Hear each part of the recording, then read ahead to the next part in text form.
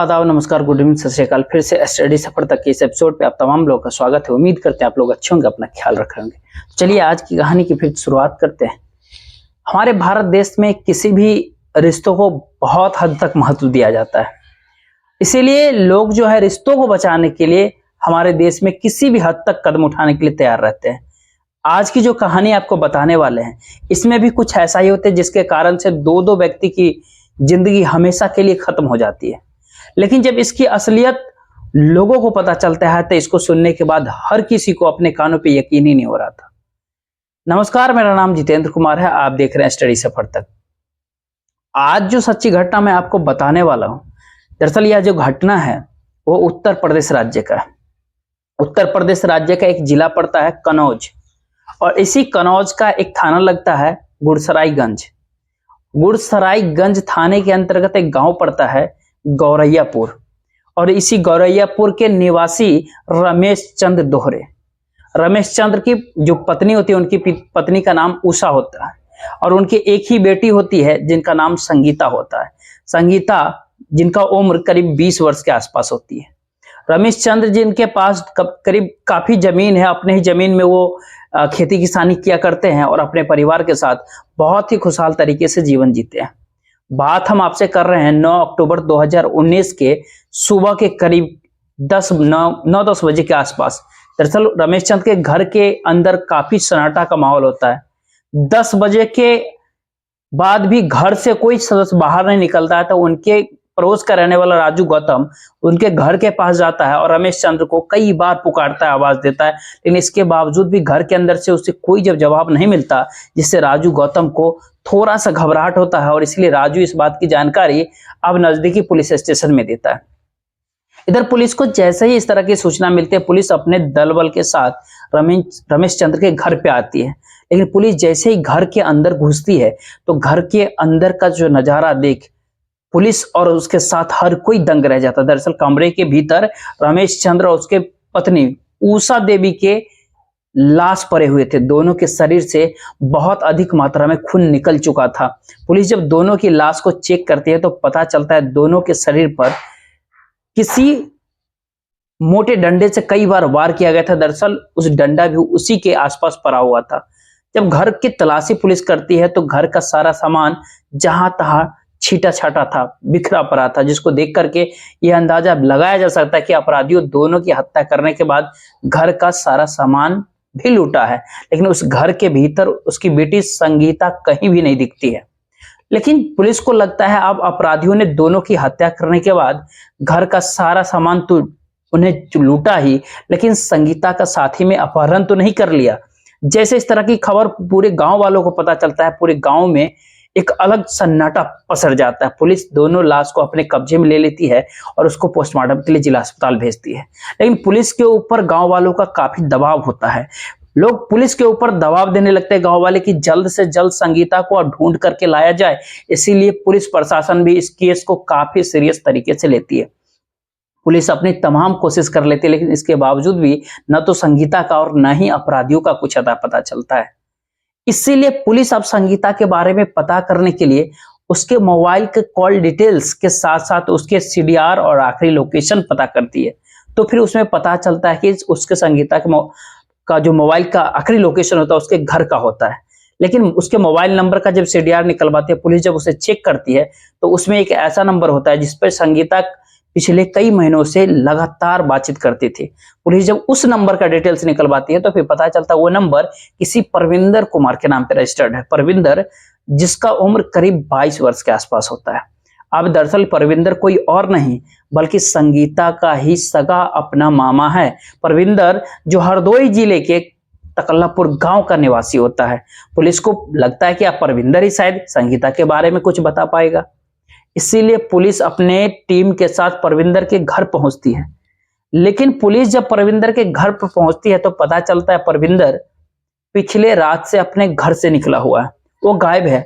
Police Ramesh Chandra और बाकी सदस्यों के बारे में पूछताछ करने के लिए फिर से रमेश चंद्र के घर जाते हैं। उसके आसपास के गांव वाले लोगों से पूछताछ करते तब पुलिस को पता चलता है कि परविंदर और संगीता का दरअसल प्रेम प्रसंग था।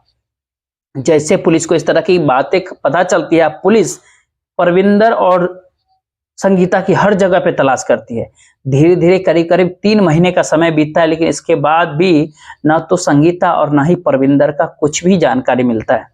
अब इसीलिए पुलिस परविंदर के मोबाइल नंबर को सर्विलांस पे डालती है। अब 3 महीने के बीतने के बाद आखिरकार 2 जनवरी 2020 को परविंदर का मोबाइल स्विच ऑन होता है, लेकिन उसका लोकेशन पश्चिम बंगाल के हुगली शहर का दिखता है। अब पुलिस को जैसे लोकेशन हुगली का मिल जाता है, पुलिस परविंदर के पास पहुंचने के लिए बिना देर किए एक टीम बनाती है और 4 जनवरी 2020 को पश्चिम बंगाल के हुगली शहर में पुलिस पहुंच जाती है। अब भद्रेश्वर थाने से कांटेक्ट करती है और परविंदर का लोकेशन इसी भद्रेश्वर थाने के आसपास आरबीएस रोड के आसपास दिखाई दिया था। पुलिस अपने दलबल के साथ 4 जनवरी 2020 को आरबीएस रोड पे पहुंची। एक झोपड़पट्टी से परविंदर और संगीता दोनों अपने हिरासत में ले लिया। दोनों को हिरासत में लेकर के पुलिस थाने आ जाती है और फिर इन दोनों से रमेश चंद्र और उसकी पत्नी उषा के हत्या के बारे में पूछताछ करती है। फिर परविंदर और संगीता बिना किसी दबाव के, बिना किसी शक्ति दबाव के खुद सच्चाई को कबूल कर लेते। लेकिन इस परविंदर पूरी हत्या की कहानी को बयां करता है, इसको सुन करके पूरे गांव वाले को और हर किसी को इंसानियत से ही भरोसा उठ जाता है। दरअसल इस कहानी की शुरुआत घटना से करीब 2 वर्ष पहले होती है। इस संगीता का उम्र करीब 18 साल उस समय पे होती थी। उसी समय अपने माता पिता की इकलौती संतान है संगीता, इसलिए उसके माता पिता उसे काफी प्यार करते थे, काफी लाड़ प्यार करते थे। और इसी प्यार के चक्कर में संगीता अपनी पढ़ाई लिखाई को छोड़ देती है। बमुश्किल से वो 8वीं तक की पढ़ाई करती है। उसके बाद से अपने माँ के कामों में ही, घर में ही हाथ बटाती है।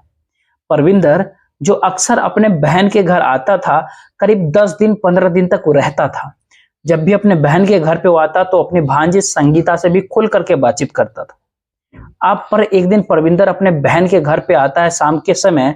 उस दिन रमेश चंद्र, उसकी पत्नी और उसकी बच्ची अपने ही गांव के एक शादी समारोह में जाने के लिए तैयार हो रहे थे, जिसके कारण संगीता काफी सज सवर जाती है। अब संगीता जैसे ही परविंदर के सामने सज के आती है, बहुत ही खूबसूरत दिखती है। परविंदर जब उस दिन संगीता को देखता है तो उसकी खूबसूरती को देख उसके तरफ देखते ही रह जाता, घूरते रहता है। रमेश चंद्र अपने पूरे परिवार के साथ रात के समय में शादी समारोह में तो पहुंच जाते हैं। परविंदर अपने बहन के घर पे लेट जाता है, सो जाता है, लेकिन उसके आंखों में नींद ही नहीं आ रही थी। अब दरअसल परविंदर के आंखों के सामने संगीता का चेहरा ही दिख रहा था। रात के समय भर संगीता के बारे में वो सोचता है। हालांकि परविंदर को ये पता था कि उसके और संगीता के बीच में मामा भांजी का रिश्ता है। ना जाने कब परविंदर को नींद आ जाता है, लेकिन जब उसके सुबह में नींद से आंख खुलती है तो पता देखता है घर के सारे सदस्य अपने अपने कामों में, संगीता भी किचन में नाश्ता बना रही थी। अब परविंदर जब उठता है तो संगीता के सामने सीधा पहुंचता है और उसकी तरफ बहुत ही अजीब निगाहों से देखता है। अब संगीता जब इस तरह की नजारा देखता था, अपने मामा से पूछती है कि मामा, तुम इस तरीके से मुझे क्यों देख रहे हो? अब परविंदर का जवाब होता है कि संगीता, तुम बहुत ही खूबसूरत हो। जैसे इस तरह की बातें कहता है परविंदर, संगीता हंसते हुए कहता है कि मामा, ये बात मुझे बहुत पहले से ही पता है। दरअसल गांव का हर व्यक्ति कहता है हमें कि मैं काफी खूबसूरत हूँ, आपको आज पता चला ये? इस पर परविंदर संगीता से कहता है कि नहीं संगीता, मुझे आज नहीं कल शाम को पता चला। जब तुम कल मेकअप की थी और तैयार हुई थी, सज सवर करके जब सामने आई, वाकई बहुत खूबसूरत लग रही थी। उसके बाद अब संगीता के अपने जिंदगी में लाने के लिए उसके आगे पीछे घूमना शुरू करता है। अब बार बार जब उसके तरफ अजीब निगाहों से देखता है तो उसको देख संगीता को भी समझने में काफी देर नहीं लगता कि उसके मामा उसे अब पसंद करने लगा। परविंदर एक दिन अपने दिल की बात संगीता से आखिरकार कह ही देता है। अब जैसे अपने दिल की बात संगीता से परविंदर कहता है, इधर संगीता भी कहीं ना कहीं परविंदर को पसंद करने लगी थी। संगीता भी परविंदर के प्यार को स्वीकार कर लेती है और परविंदर और संगीता के बीच में प्रेम प्रसंग ही शुरू होता है कि फोन के जरिए बातचीत भी होता है। आखिरकार वो समय भी आ जाता है जब दोनों एक दूसरे से मुलाकात करते हैं, लेकिन दोनों की मुलाकात कहीं और नहीं बल्कि संगीता के घर के भीतर ही होता है। संगीता के माता पिता रात के समय जब खाना खा करके सोते हैं, परविंदर भी जब सोने के लिए छत पे पहुंचता है, संगीता रात के समय परविंदर से मिलने के लिए छत पे ही पहुंच जाती। ये सिलसिला जो है करीब करीब 2 वर्षों तक चलता है। अब एक दिन संगीता जब परविंदर से रात के समय मिलने के लिए छत पे पहुंचती है, करीब आधी रात को, तो उसकी माँ की नींद खुल जाती है। संगीता की मां के जब उषा देवी बाथरूम के लिए निकलते हैं छत पे, उसे हल्की सी आवाजें सुनती है। अब उषा देवी जब छत के ऊपर पहुंचती है, दोनों को ही आपत्तिजनक स्थिति में देखती है। अब उषा जैसे इस तरह की नजारा को देखती है, देख करके उसके पैरों तले जमीन ही खिसक जाती है। उषा उसी समय इस प्रकार से गुस्से में आ जाती है कि अपनी बेटी की लप्पर थप्पड़ देना शुरू कर देते, साथ साथ भाई को भी अच्छा खासा डांट फटकार लगाते। लेकिन परविंदर उसी समय ही अपनी बहन का पैर पकड़ता है और रोते हुए अपनी बहन से कहता है कि दीदी, एक आखिरी गलती समझकर हम दोनों को माफ कर दीजिए, आप आइंदा से हम दोनों इस तरह की गलती कभी नहीं करेंगे। उषा के सामने भी कोई भी रास्ता ही नहीं था। उषा को भी लग रहा था कि अगर ये बात आसपास के लोग को पता चलेगा तो वो गांव में किसी को मुंह नहीं दिखा पाएगी। ना चाहते हुए भी दोनों को उषा माफ करती है। उसके बाद परविंदर जब अपने घर पहुंचता है, करीब 3 महीने तक अपने बहन के घर ही नहीं जाता, लेकिन उसके बाद भी संगीता से फोन के जरिए ही बातचीत करता है। इधर जैसे इस बात की जानकारी संगीता के पिता को पता चलता है, वो भी इस प्रकार से क्रोध में आ जाते हैं कि अब संगीता की शादी बहुत जल्द से जल्द करने के लिए एक लड़के की तलाश करते हैं, ढूंढना शुरू कर देते हैं। अब इस बात की जानकारी जब संगीता को पता चलता है कि उसकी शादी के लिए उसके पिताजी लड़का ढूंढ रहे हैं, परविंदर के नंबर पर संगीता कॉल करते हो, कहते मेरे पिताजी मेरी शादी कराने के लिए एक लड़के की तलाश कर रहे हैं। याद रख लेना, हम किसी और से किसी कीमत पे शादी नहीं करेंगे, अगर शादी करूंगी तो सिर्फ और सिर्फ तुमसे। अब यहां पर इन लोगों ने अगर जबरदस्ती किसी से शादी करवाने की प्रयास किया तो मैं अपने आप को ही खत्म कर लूंगी, तुम कोई रास्ता ढूंढो। अब जैसे इस तरह की बातें संगीता परविंदर से कहती है, परविंदर समझाते हुए ये कहता है कि तुम घबराओ नहीं। संगीता को तसल्ली तो देता है परविंदर, लेकिन परविंदर के सामने भी कोई रास्ता ही नहीं दिख रहा था। परविंदर को ये पता था कि उसके जीजा किसी भी कीमत पे उसके शादी संगीता से नहीं होने देंगे, इसीलिए परविंदर संगीता के नंबर पे कॉल करता है और समझाने की प्रयास करता है। लेकिन संगीता उसे एक कहते कि हमारी शादी इस तरीके से किसी भी कीमत पे नहीं होगी, दरअसल मेरे पास एक बहुत बड़ा प्लान है, क्यों ना हम दोनों घर छोड़ के निकल जाए। संगीता जब घर छोड़ने की बात परविंदर से कहती है, परविंदर फिर समझाते हुए कहता कि ऐसा हमको नहीं करना चाहिए, हम दोनों ने अगर घर छोड़ा तो तुम्हारे पिताजी मेरे ऊपर केस कर देंगे, केस दर्ज करवा देंगे, तुम तो अपने माता पिता के पास पहुंच जाओगे लेकिन हमें जेल जाना पड़ेगा।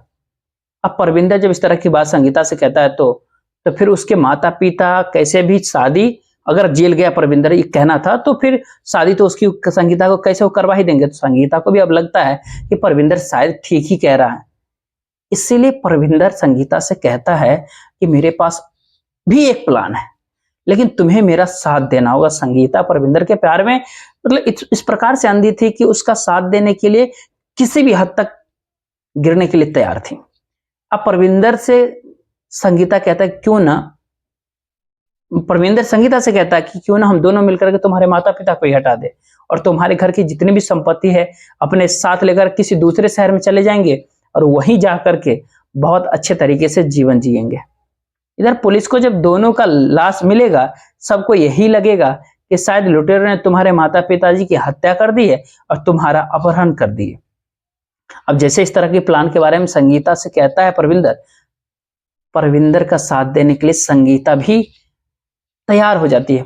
अब इसी प्लान के तहत ही 8 अक्टूबर 2019 को संगीता के नंबर पर कॉल करता है, कहता है कि हम अपने प्लान का अंजाम आज देंगे, तुम अपना सारा सामान को तैयार कर लेना, रात के करीब 10 बजे में तुम्हारे घर पे आऊंगा। अब जैसे इस तरह की बात संगीता से वो कहता है, 8 अक्टूबर 2019 को संगीता जब शाम में जल्दी खाना बना लेती है और अपने माता पिता को खाना खिला करके सुला देती है, फिर परविंदर का इंतजार करने लगती है। रात के करीब आधी रात के आसपास परविंदर संगीता के घर पे आ जाता है। संगीता परविंदर को अपने घर के अंदर ले आती है, लेकिन परविंदर जब घर के अंदर आता है, अब पहले संगीता के साथ छेड़छाड़ करता है। संगीता भी उसका विरोध नहीं करती क्योंकि वो दोनों प्यार कर रहे थे। अब दोनों कमरे में पहले जाते हैं, जा करके पहले दैहिक संबंध बनाते हैं। लेकिन जैसे ही दोनों इस हालात में होते हैं, इधर उषा देवी की फिर नींद खुल जाती है। उषा देवी जैसे उठ करके संगीता के कमरे से थोड़ी सी आवाज सुनाई देती है, तो उषा देवी जैसे संगीता के कमरे में झांकती है, पहुंचती है, दोनों को फिर से आपत्तिजनक स्थिति में देखती है। जैसे इस तरह की नजारा देखती है, संगीता के ऊपर हाथ उठाने की प्रयास करती है, लेकिन जैसे ही हाथ उठता उससे पहले ही परविंदर उषा का हाथ पकड़ लेता और उसके बाद से दोनों मिलकर के उषा को एक खाट पे लेटा करके उसका हाथ पैर ही बांध देता। उसके बाद से रमेश चंद्र के कमरे में जाते हैं और वहां जाकर वो जब गहरे नींद पे वो सो रहा था, सोते समय ही रमेश चंद्र की हाथ पैर रस्सी से बांध देते हैं वो लोग। उसके बाद से संगीता अपने घर में से एक मोटा डंडा लाती है और उसी डंडा से अपने माँ के ऊपर एक पर एक कई सारे लगातार वार कर देती, जिसके कारण उषा देवी की वहीं पे मौत हो जाती है। अब उसके बाद से परविंदर उसी डंडा से लेकर के रमेश चंद्र के कमरे के भीतर जाता है और वहां रमेश चंद्र के भीतर भी कई सारे वार एक पे करते हैं, जिसके कारण से रमेश चंद्र की भी मौत वहीं हो जाती है। उसके बाद से दोनों घर का सारा सामान बिखेर देते हैं सूटकेस में, उसमें से कुछ जो पैसे होते हैं, कुछ गहने होते हैं वो लेते हैं। उसी रात को निकल करके कानपुर रेलवे स्टेशन पहुंचते हैं और वहां से ट्रेन लेकर के मुंबई शहर पहुंच जाते हैं। अब मुंबई शहर में वो पहुंचने के बाद एक दिन वहां पर रुकते हैं और अगले दिन वहां से निकलकर पश्चिम बंगाल के हुगली शहर चले जाते हैं। अब हुगली शहर में जाने के बाद इसी आरबीएस रोड के एक झोपड़पट्टी के भीतर जाकर एक किराए का मकान लेकर के रहते हैं। इधर परविंदर और संगीता दोनों अपना मोबाइल भी बंद रखते हैं। वहीं पे रह करके दोनों मजदूरी का काम करते, बहुत आराम से अपना जीवन जी रहे थे। लेकिन जैसे ही 3 महीने समय बीतने के बाद नया साल आता है, 1 जनवरी 2020 को परविंदर जो है अपने ही एक मजदूर दोस्त से सेकेंड हैंड मोबाइल खरीद लेता है और उस मोबाइल को जब अपना सिम डालता है, उसका मोबाइल जब ऑन होता है, लोकेशन पुलिस को मिल जाती है। अब जब परविंदर जब इस तरह की पूरी कहानी पुलिस वालों को बताता है, पुलिस परविंदर के कहने पर दोनों को अपने कब्जे में लेकर 8 जनवरी 2020 को जिला अदालत में पेश कर देती है, जहां से दोनों को जेल भेज दिया जाता है। दोस्तों, इस पूरी घटना सुनाने का उद्देश्य आपको परेशान करना नहीं था, आपका दिल दुखाना नहीं था, बल्कि आपको जागरूक करना था, आपको सचेत करना था। आप क्या सोचते हैं इस पूरी घटना के बारे में? अपनी राय आप जरूर दीजिएगा। जय हिंद।